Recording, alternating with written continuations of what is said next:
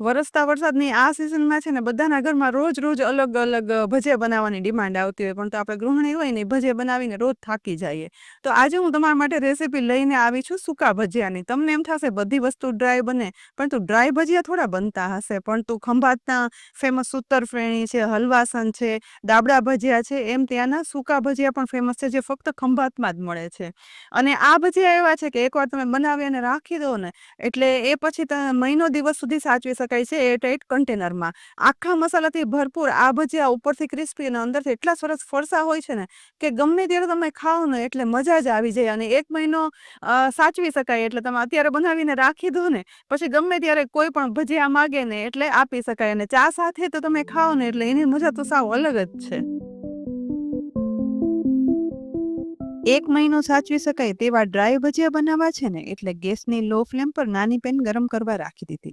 તેમાં હું 1 ટીસ્પૂન સૂકા ધાણા, 1 ટીસ્પૂન વરિયાળી અને અડધી ટીસ્પૂન આખા કારા મળીને ઉમેરી દઈશ. હવે મિક્સ કરી લો ફ્લેમ પર શેકવાના. આ ત્રણેય મસાલા છે ને અહીં આપણે એટલા જ શેકીશું કે જેથી તેની કચાશ દૂર થઈ જાય અને ફ્લેવર છે ને તે ઉભરી અને બહાર આવે. તો 1 જ મિનિટમાં મસાલા શેકાઈ ગયા છે અને પછી તેમાંથી હવે હું ઉમેરીશ 1 ટીસ્પૂન સફેદ તલ. અને તલને પણ આ જ રીતે મિક્સ કરતા જઈ અને શેકી. તલ છે ને તે થોડી વાર પછી એટલે ઉમેર્યા છે કે તલને શેકાતા જરાય સમય નથી થતો. અડધી મિનિટ જ વધારે શેક્યા પછી અહીં મસાલા શેકાવાની એકદમ સરસ સુગંધ આવવા લાગી છે. તો આ મસાલાને ગેસ પરથી ઉતારી અને થોડી વાર ઠંડા થવા દીધા. અને એ પછી હું ખાંડણીમાં તેને ઉમેરી દઈશ. અને એ પછી લગભગ 1 મિનિટ સુધી આ રીતે હળવે હાથે ખાંડણીમાં વાટવી, જેથી આ મસાલા છે ને તે શેકેલા હોવાથી તુરંત જ અધકચરા વટાઈ જશે. બસ આવા અધકચરા વાટેલા આ શેકેલા મસાલાને હવે એક ડીશમાં કાઢી લઈશ. એ પછી અહીં મેં 2 થી 3 તજના ટુકડા અને 4 થી 5 આખા લવિંગ લઈ લીધા છે અને તેને ખાંડણીમાં ઉમેરીશ અને વાટીશ. સૂકા ભજીયાનો ખાસ વાત છે ને પહેલા વાટેલા મસાલા અને આ વાટેલા તજ લવિંગના ભૂકાથી આવે છે. માટે તમે આ વિડીયો જોઈને જ્યારે પણ સૂકા ભજીયા બનાવો ને ત્યારે તજ લવિંગનો ભૂકો ઉમેરવાનું બિલકુલ ના ભૂલતા. બસ આવો એકદમ ઝીણો ભૂકો તજ લવિંગનો થઈ જાય ને એટલે આ સમયે સૂકા ભજીયાનું હવે મિશ્રણ બનાવવા માટે મેં મોટો બોલ લઈ લીધો. તેમાં પોણો કપ ચણાનો કરકરો લોટ, જે આપણે મગજ કે મોહનથાળ બનાવવામાં વાપરીએ ને તે ઉમેરી દઈશ. આ કરકરો લોટ ઘરે બનાવવો હોય ને તો તેમાં ચણાની દાળને ગોલ્ડન બ્રાઉન શેકી મિક્સરમાં પીસી લઈએ ને તો તુરંત જ કરકરો લોટ બની અને તૈયાર થઈ જાય છે. આ લોટ સાથે હવે તજ લવિંગનો કરેલો ભૂકો ઉમેરીશ અને શેકી અને વાટેલો મસાલો છે ને તે પણ ઉમેરી દઈશ. સાથે તીખી લીલી મરચી અને આદુની પેસ્ટ છે ને તે અહીં 1 ટીસ્પૂન ઉમેરીશ. હવે આ ભજીયાને વધારે સ્વાદિષ્ટ બનાવવા માટે 1 ટીસ્પૂન કસૂરી મેથી પણ ઉમેરી દઈશ. સાથે અડધી ટીસ્પૂન અજમો હાથમાં લઈ અને આ રીતે મસળી અને ઉમેરીશ, જેથી સૂકા ભજીયા છે ને તેની ફ્લેવર એકદમ સરસ આવે. અડધી ટીસ્પૂન લાલ મરચું પાવડર, 1/8 ટીસ્પૂન હળદર પાવડર, અડધી ટીસ્પૂન મીઠું અને 1/4 ટીસ્પૂન હિંગ ઉમેરી દઈશ. અને આ ભજીયા મહિનો દિવસ સુધી એકદમ ફરસા રહે ને તેટલા માટે 3 ટેબલ સ્પૂન અને કપ પ્રમાણે કહું ને તો 1/8 કપ જેટલું મેં તેલ લીધું છે, જે સાથે ઉમેરી દઈશ. પહેલા આપણે ઉમેરેલા મસાલા છે ને તે ચમચી વડે આ લોટમાં મિક્સ કરી લેવાના. બધું બરાબર મિક્સ થઈ જાય અને તેલ વધારે ઉમેર્યું છે ને એટલે આ કરકરા લોટમાં વ્યવસ્થિત મિક્સ કરવા માટે હાથનો ઉપયોગ કરીશ. જુઓ, હાથથી બધું મસળતા આ લોટની મુઠ્ઠી વળી જાય છે.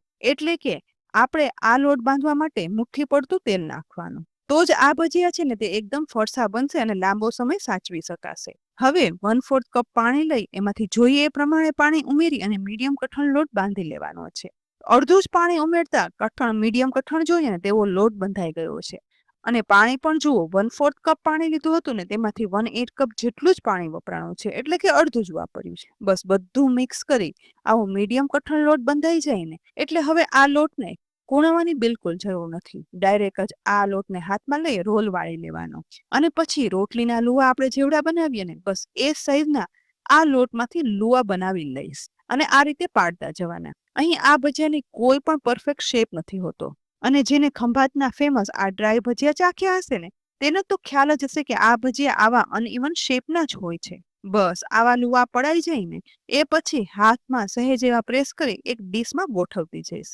આટલા લોટમાંથી આવા મીડિયમ સાઈઝના લુવા કરતા 10 થી 12 નંગ ભજીયા બની અને તૈયાર થયા છે. ભજીયાના લુવા તો બની ગયા, પણ આ ભજીયા 1 મહિના સુધી ઉપયોગમાં લઈ શકાય તેવા ફરસા બનાવવા છે ને તો અહીં ગેસની સાવ લો ફ્લેમ પર મેં તેલ ગરમ કરવા રાખ્યું છે. તેલનું ટેમ્પરેચર પણ આ સૂકા ભજીયા તળવામાં કેવું રાખવાનું છે તે ખાસ જોજો.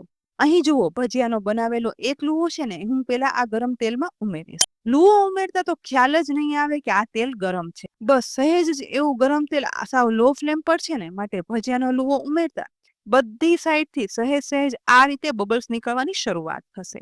અને બસ તેલ આવું જ ગરમ જોઈશે. અને આવા જ ગરમ તેલમાં હવે બનાવેલા બાકીના લુવા છે ને એ પણ ધીમે ધીમે કરી અને હું ઉમેરી દઈશ. અને એ પછી જરા પણ ઉતાવળ કર્યા વગર હું એક સાઈડ લગભગ 1 થી 1.5 મિનિટ આ ભજીયાને તળાવા દઈશ. તો જ આ ભજીયાનો સરસ વ્યવસ્થિત શેપ આવશે.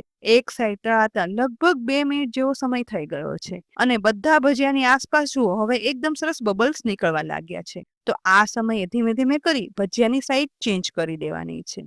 અને હા, યાદ રાખીને ગેસની ફ્લેમ તો લો જ રાખવાની. અને આ જ રીતે ભજીયા તળાતા 7 થી 8 મિનિટ જેવો સમય થશે ને એ પછી આ ભજીયાનું ઉપરનું પડ છે ને એ લાઇટ ગોલ્ડન બ્રાઉન કલરનું થશે, સાથે ક્રિસ્પી અને અંદરથી ફરસું તો થઈ જ જશે.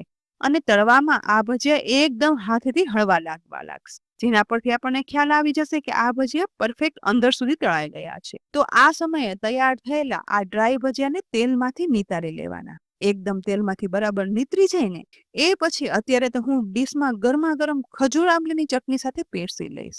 પણ આ ભજીયા ઠંડા થઈ જાય ને એ પછી એરટાઇટ કન્ટેનરમાં ભરી અને રાખી દો ને એટલે એકદમ ફરસા અને ક્રિસ્પી, સ્વાદમાં એકદમ ચટપટા, આખા મસાલાથી ભરપૂર આ ડ્રાય ભજીયા છે ને તે 1 મહિના સુધી નોર્મલ રૂમ ટેમ્પરેચર પર સાચવી શકાય છે. અને પછી જ્યારે પણ ઘરમાં ભજીયાની ડિમાન્ડ આવે ને ત્યારે કન્ટેનર ખોલી અને આપી દો.